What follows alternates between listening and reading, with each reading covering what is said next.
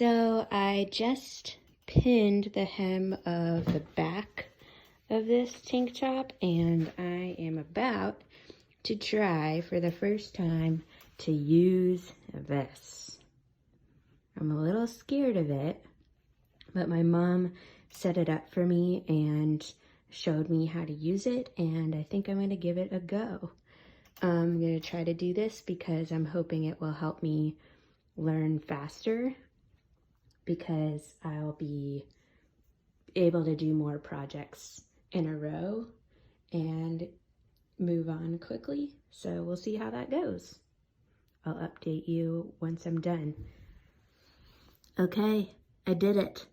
That was actually really fun. Now I get to take the pins out, and it was so fast. So the process of pinning it is like the most annoying part now. And then I will be able to move on to the next part of the tank top. I'm doing the back now, and then I'm going to do the front, and then I can sew it together super fast. I like the sewing machine. Just finished doing the sleeve.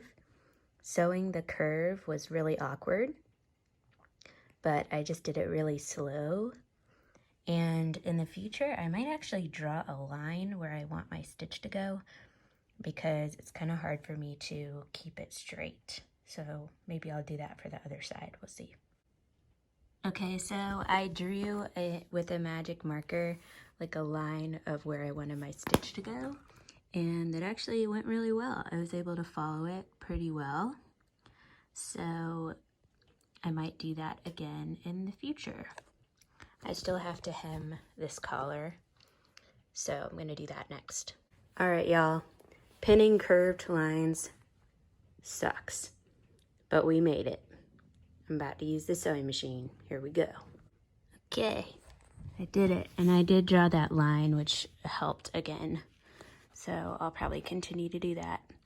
I'm gonna take out the pins, and then I'm gonna start pinning the hem on the front side. What happened here?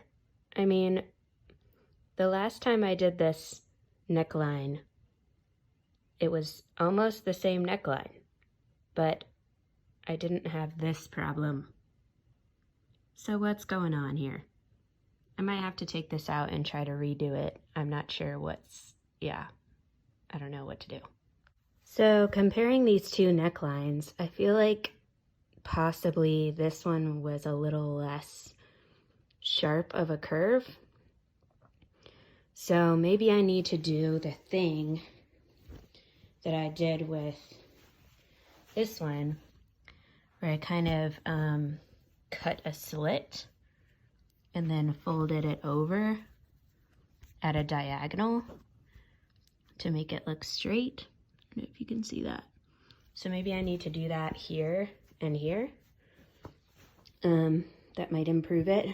So here we go. I'm annoyed because it took me a long time to pin that and sew it, and so now I have to undo all the seams and repin it and resew it. But I think that if I do that, I will be more happy with how it looks.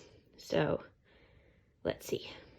All right, it made me sad, but I had to use my seam ripper to rip out the seam, and I did cut little slits here, and I'm hoping that that will help me. And then I used my flat iron to iron it over, so hopefully that will make it easier for me to pin, so that process is not so frustrating the second time. Okay, here we go.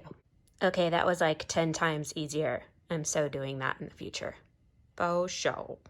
All right, that went well. So now I'm gonna take out those pins and see how it looks. Then I'll start pinning the other side. Okay, that looks like 10 times better. So I'm really glad that I did that, but it does give these little corners, which is not really the look I was going for, but I think I prefer that, especially for the back. It won't matter because most of the time my hair will be covering it anyway, but I think it'll make the shirt lay and hang a little bit flatter, which is great. Okay, so what I did here was I drew the hemline and I folded it over, and I actually used my hair straightener, my flat iron, to crease it so that when I pin it, it's already folded over in the right place and I don't have to worry about folding it while I'm pinning it. So that, I think, is going to make a big difference in the length of that process. All right, so that's pinned, and I was right that folding it over with the flat iron actually made this process a lot easier and faster. I'm doing a lot of pins, and I'm realizing that if I flatten iron it, then it's not necessary for me to use quite as many pins to hold it flat together. So I probably don't need to do that so much next time, but oh well.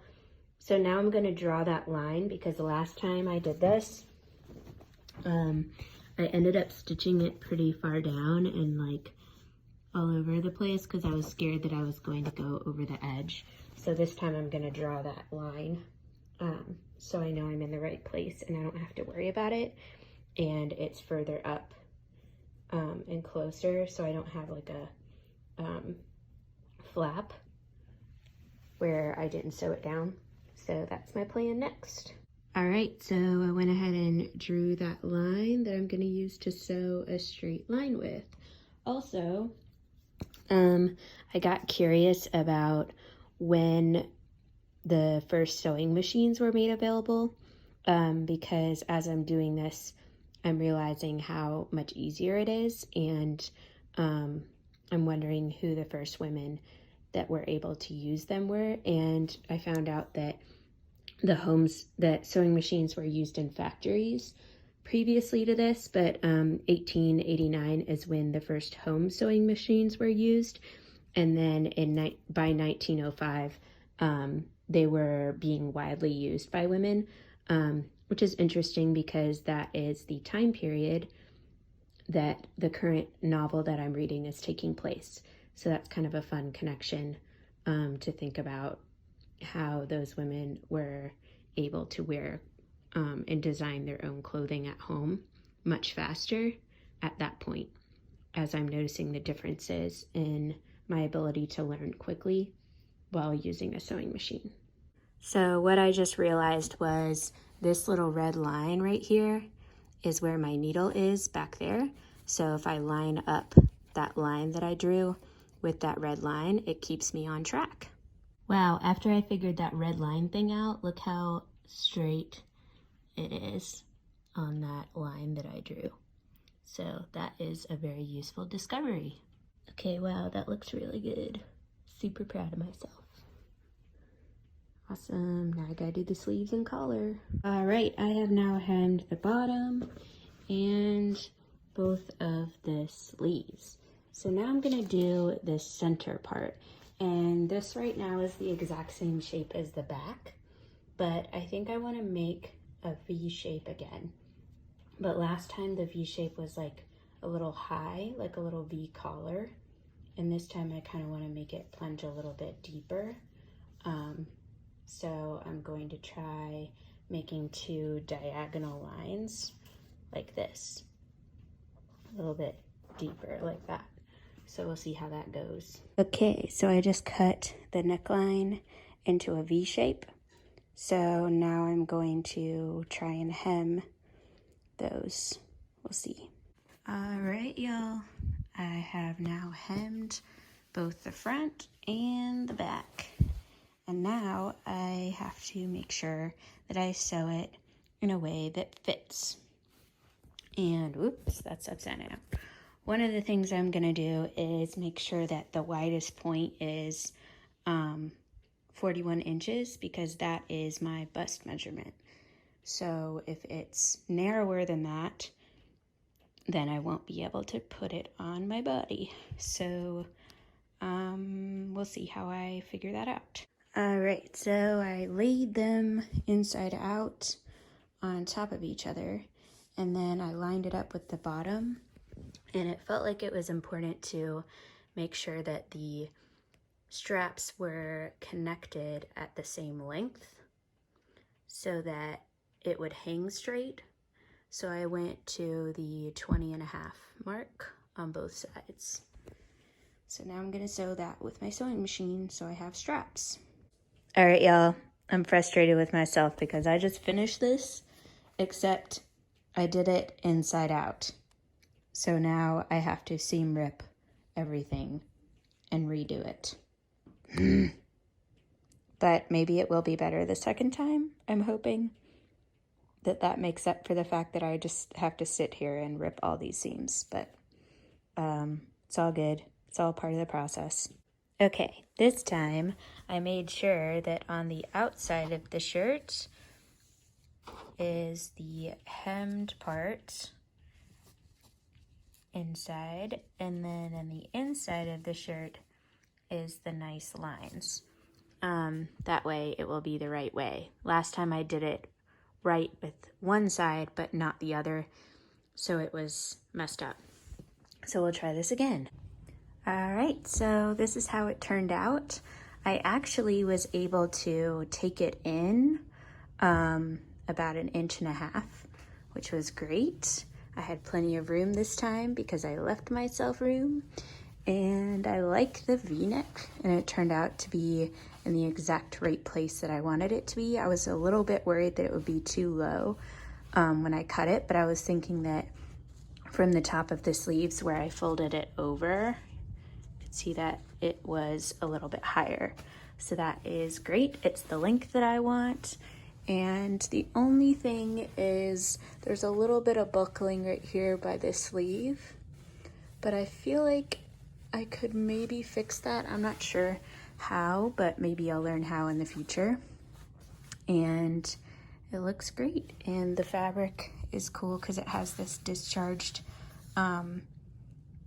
splatter where it looks like they dyed the fabric and then splattered it with a chemical that takes the fabric color out and leaves a kind of greenish from the blue dye.